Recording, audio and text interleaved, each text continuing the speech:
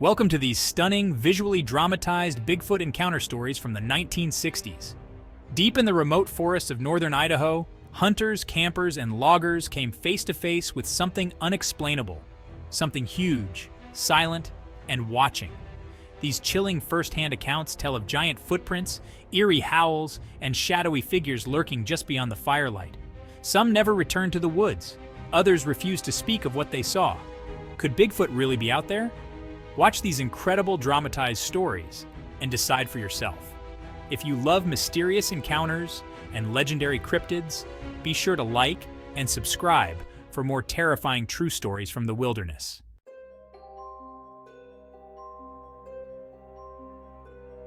Thing that watched us all night, 1962, Coeur d'Alene National Forest. We were just kids, barely out of high school, spending a weekend camping in Coeur d'Alene National Forest. It was me, my buddy Dave, and his younger brother Ricky. We had a cheap canvas tent, a cooler full of beer, and a rifle because back then, you didn't go into the woods without one. The first night was normal. We made a fire, cooked up some beans, and sat around drinking.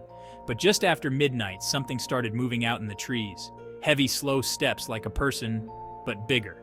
We figured it was a bear, so we made some noise, but it just stood there, hidden in the dark. Then it started circling. We'd hear twigs snap behind us, then a few minutes later off to the left, then the right. It never got closer, never ran off, just moved, watching. By 3 a.m., Dave was gripping the rifle, whispering that he swore he saw something tall, maybe 7 or 8 feet, standing just beyond the firelight. I told him he was seeing things. But then Ricky, pale as a ghost, pointed toward the trees behind me. I turned just in time to see it step back. Big, dark, and tall, like a man covered in fur. It was watching. We packed up and left before the sun was up. Never camped there again.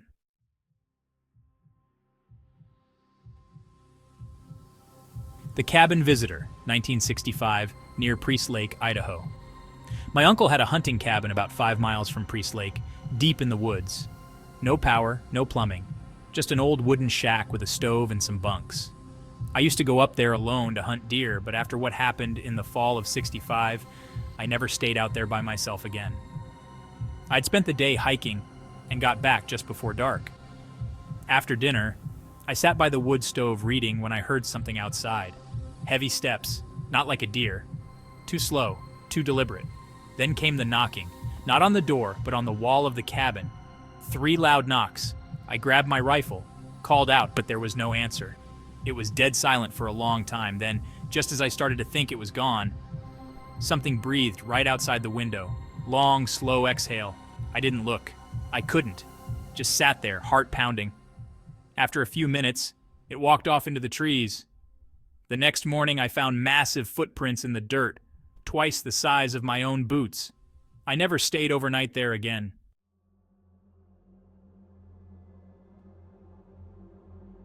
The Stolen Deer, 1968, Selkirk Mountains.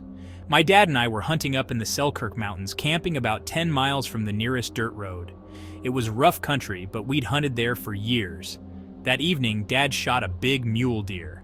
We field dressed it, strung it up in a tree near camp to keep it away from bears, then turned in for the night. Around 2 a.m., we woke up to a noise, something huge moving near the meat. We figured it was a bear, so Dad grabbed the shotgun and I shone the flashlight toward the tree. The deer was gone.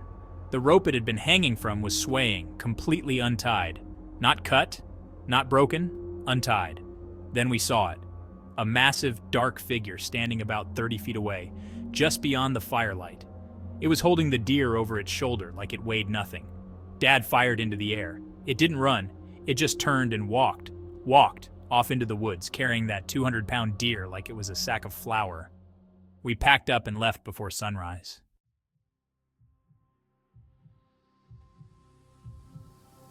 I was staying in a remote fire lookout tower for the summer, a good 15 miles from the nearest road. Most nights were peaceful, just me, the trees, and the occasional elk passing through. Then, one night in late July, I heard something I'll never forget. It started just after midnight, a long, deep howl, not a wolf, not a coyote. It had this chesty, almost human-like depth to it, and it went on for a solid 10 seconds before fading into the night. I stood frozen, listening. Then came a second one, closer. I locked the door and grabbed my rifle. It was dead quiet for a long time. Then footsteps. Heavy, slow, just outside the tower. I barely slept that night, and by morning, I found something in the dirt below the tower. A massive footprint, twice as long as my boot, wide, deep. I finished my contract, but that was my last season working the lookout. Whatever was out there, I wasn't about to wait around and see it. All 4 of these stories were told to me by old-timers over the years, and to this day, I believe every word. Something's out there in those Idaho woods.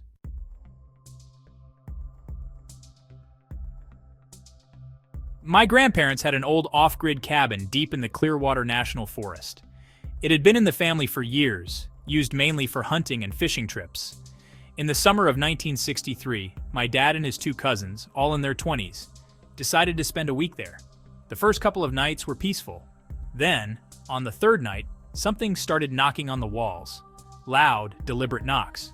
My dad, thinking it was a prankster, grabbed the rifle and nothing. The next morning, they found massive footprints circling the cabin. Barefoot, human-like but way too big, easily 16 inches long. That night, things escalated. Around midnight, my dad's cousin nudged him awake, whispering, "It's at the window." They turned to look, and there, pressed against the glass, was a huge, hairy handprint. They bolted out of the cabin at first light, left half their supplies behind, and never went back.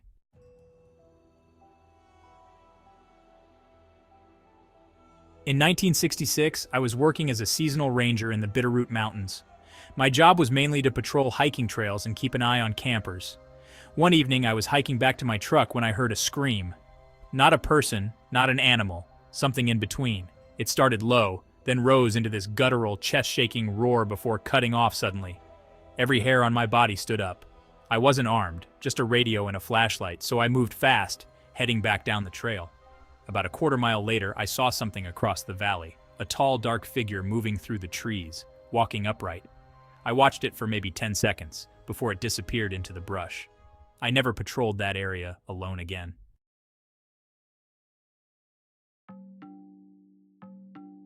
The Rock Thrower, 1967, near Sandpoint, Idaho. In the summer of '67, my uncle and his buddy were fishing at a remote lake near Sandpoint. They had a small fire going when something threw a rock, a big one. It landed with a splash just offshore. They looked around but didn't see anyone. A few minutes later, another rock hit, closer. Then they heard it, heavy footsteps moving through the brush. At that point, they grabbed their gear and hiked back to their truck. But just as they were leaving, my uncle glanced back and saw it. Something huge, dark, and covered in hair, standing at the tree line. It didn't chase them, didn't make a sound, just stood there watching.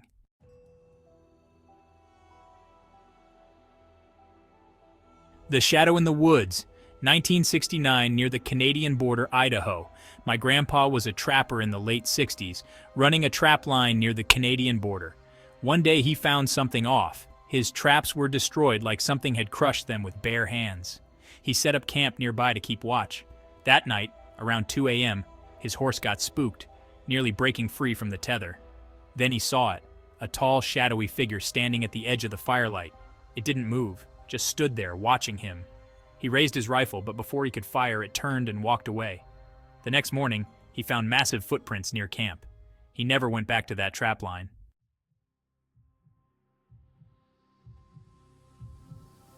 The Silent Stalker, 1961, near Bonners Ferry, Idaho. My dad was a teenager when this happened. He and his uncle were out at their hunting cabin, a small shack about 15 miles from Bonners Ferry, surrounded by nothing but thick timber. One evening, they heard something walking around the cabin. Not a deer, too heavy. Not a bear, it was walking on 2 feet. Dad's uncle grabbed the shotgun, cracked the door open, and shone the flashlight outside. Nothing. They stayed up late, listening. The thing circled the cabin for hours. No growls, no sounds, just footsteps. By morning, they found huge footprints in the dirt, clear as day. Barefoot, human-like, and far too big for any man. They packed up and left immediately.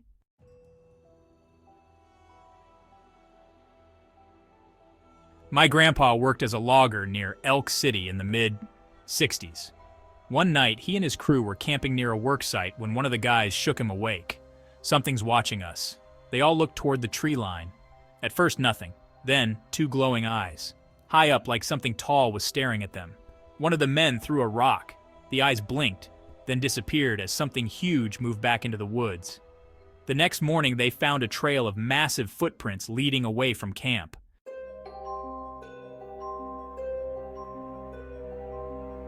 The knock at the door, 1967 near Red River Hot Springs, Idaho. A buddy of mine stayed at an old abandoned ranger station near Red River Hot Springs. It was supposed to be a weekend of fishing, but on the second night, something knocked on the door. Not just once, 3 solid knocks. He grabbed his rifle, threw open the door. Nothing. Then he noticed the odor. This awful, musky, rotten smell, like wet dog and garbage mixed together. That night he barely slept. In the morning, he found the front door covered in dirt and smudges, like something had pressed its hands against it. He left immediately.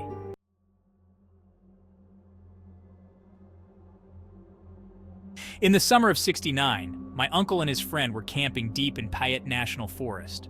One night, something destroyed their campsite. The cooler was thrown 20 feet. Sleeping bags ripped out of the tent. The fire pit was smashed. And then the footprints, huge, deep, and leading back into the woods. They never heard it approach, never saw what did it. But whatever it was, it had massive strength and didn't want them there. They hiked out the next morning.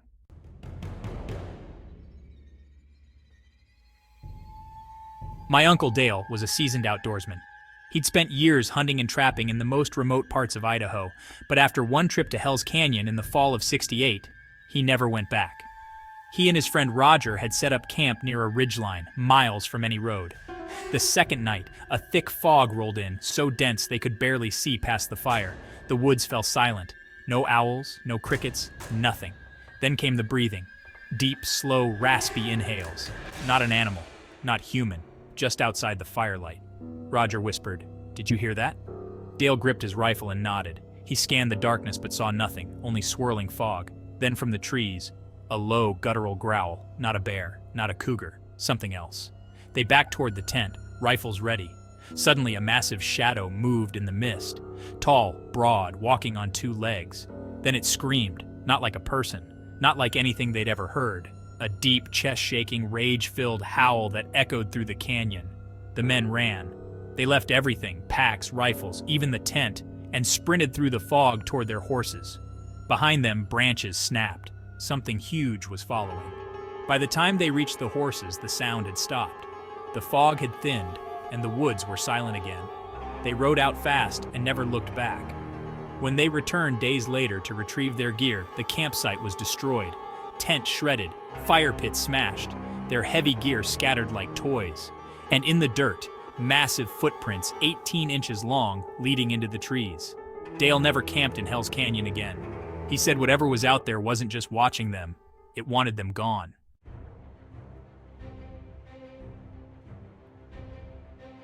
That wraps up these chilling Bigfoot encounters from the 1960s. Strange figures, massive footprints, eerie knocks. Something is out there. Are these just stories, or is Bigfoot real? Those who've seen it never forget. Like, subscribe, and hit the bell icon for more mysterious wilderness encounters. Stay safe out there.